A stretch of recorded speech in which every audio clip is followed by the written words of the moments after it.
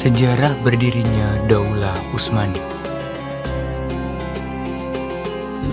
Kesultanan Utsmani berawal dari keturunan suku kabilah di Turkmenistan pada abad ke-12 yang merupakan pengembara dari Kurdistan ke Anatolia. Pengembara itu dipimpin oleh Raja Ertugrul dan anaknya Utsman I yang pindah untuk menghadiri serangan dari Mongol di bawah Genghis Khan. Raja Ertugrul dan rombongannya akhirnya menetap di kota Atlah sebelah timur Turki dan bergabung dengan dinasti Saljuk.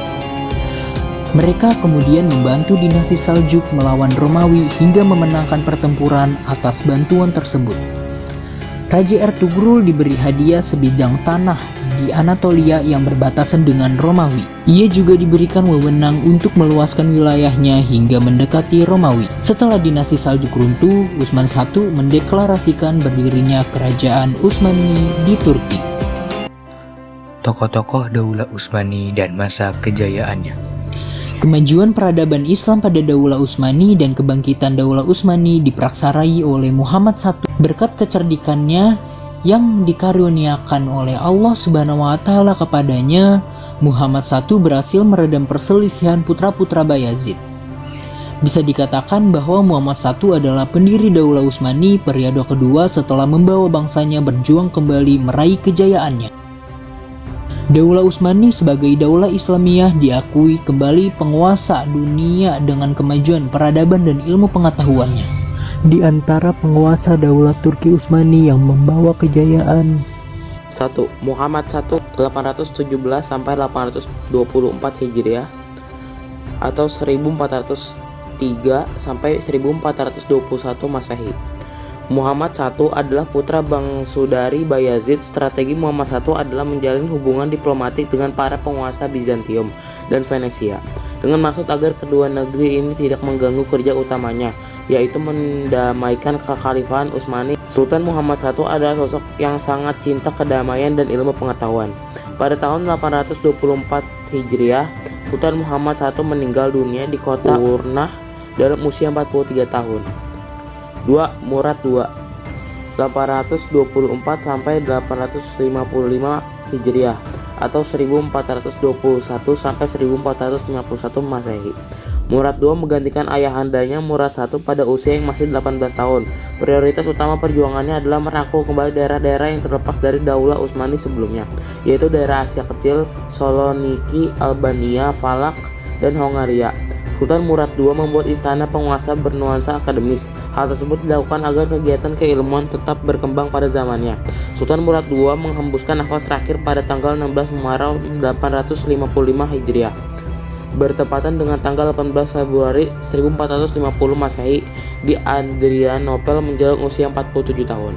Muhammad II Al-Fatih 855 sampai 884 Hijriah atau 1451 sampai 1481 Masehi. Al-Fatih adalah gelar kebanggaan beliau karena berhasil menaklukkan Konstantinopel. Muhammad Al-Fatih atau Al-Bukhayr diangkat menjadi pemimpin Daulah Utsmaniyah ketika ia berumur 22 tahun.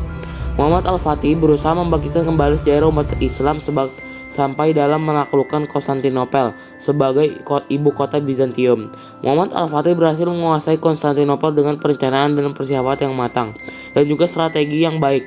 Kota Konstantinopel jatuh ke pangkuan umat Islam pada 20 Jumadil Ula 857 Hijriah atau 29 Mei 1453 Masehi. Setelah memasuki Konstantinopel, di sana terdapat sebuah gereja Hagia Sophia. Al-Fatih memasuki gereja tersebut yang digunakan sebagai tempat perlindungan terakhir para pendeta, rahib, dan masyarakat. Al-Fatih dengan kebaikan akhlaknya memberikan sikap bijaksana dan perlindungan kepada seluruh penduduk Konstantinopel. Setelah salib-salib berhala dan gambar-gambar diturunkan, Hagia Sophia dibersihkan dan kemudian dijadikan masjid bagi umat Islam. Akhirnya kota Konstantinopel dijadikan sebagai ibu kota kerajaan Turki Utsmani dan namanya diganti menjadi Istanbul atau kota Islam yang kemudian dikenal dengan nama Istanbul. 4. Bayazid II 808 sampai 918 Hijriah atau 1481 sampai 1512 Masehi. Menggantikan kedudukan ayahnya, Bayazid II penguasa yang tidak terlalu kuat. Bayazid sangat perhatian terhadap pembangunan dan sarana umum Takaya Zawiyah, tempat berakhwat para sufi. Kesejahteraan para guru dan pengajar juga sangat diperhatikan. Sultan dikenal sebagai seorang pemimpin yang mencintai penduduk dua kota suci, Makkah dan Madinah. Pada tanggal 18 Safar 918 Hijriah atau 25 April 1512 Masehi, Sultan Bayazid II menyerahkan estafet kepemimpinannya kepada Sultan Salim I. Sultan Daimutika jenazahnya kemudian dibawa ke Istanbul dan dikuburkan di dekat Masjid Jami yang dibangunnya. Salim I 1512 sampai 1520 Masehi atau 918 sampai 926 Hijriah. Selama menjabat sebagai pemimpin tertinggi di masa pemerintahannya, banyak kebijakan yang dilakukan dalam bidang kemiliteran. Salim I merupakan salah satu penguasa Utsmani yang paling berhasil dan dihormati, giat dan pekerja keras. Meski masa kekuasaannya terbilang singkat, para sejarawan sepakat bahwa Salim I setelah mempersiapkan Daulah Utsmani untuk mencapai titik puncaknya pada masa putra dan penerusnya. Sulaiman Al-Kanuni Salim I juga seorang pujangga yang menulis puisi dalam bahasa Turki dan Persia. Sulaiman Al-Kanuni 1927 sampai 974 Hijriah atau 1520 sampai 1566 Masehi. Sulaiman lahir pada tanggal 6 November 1469 Masehi di Trabzon. Sulaiman I atau Sulaiman Al-Kanuni naik takhta pada saat Turki Utsmani mengalami puncak kejayaan. Sulaiman diberi gelar Al-Kanuni atau The Magnificent, pembuat undang-undang, karena jasanya meletakkan dasar-dasar hukum bagi Daulah Utsmani dan tentunya paling lama memerintah. Kitab undang-undang itu diberi nama Multaka al-Abrar atau Multakul Abarur, muara sebagai samudera. Al-Kanuni melakukan fenomenal pembangunan yang membangun Masjid Sulaiman, 81 masjid jami, 52 masjid kecil, 55 madrasah, 7 asrama pelajar, 5 takiyah, 33 istana, 18 pesanggerahan, 5 museum, dan 33 pemandian umum. Daulah Utsmaniyah pada saat itu telah menjadi kekuatan yang disegani di dunia penaklukan. Yang dilakukan Sulaiman Al-Kanuni menyebabkan kesultanan menguasai kota-kota besar Islam seperti Makkah, Madinah, Yerusalem, Damaskus, dan Baghdad. Sultan Sulaiman Al-Kanuni wafat pada tanggal 5 September 1566 Masehi.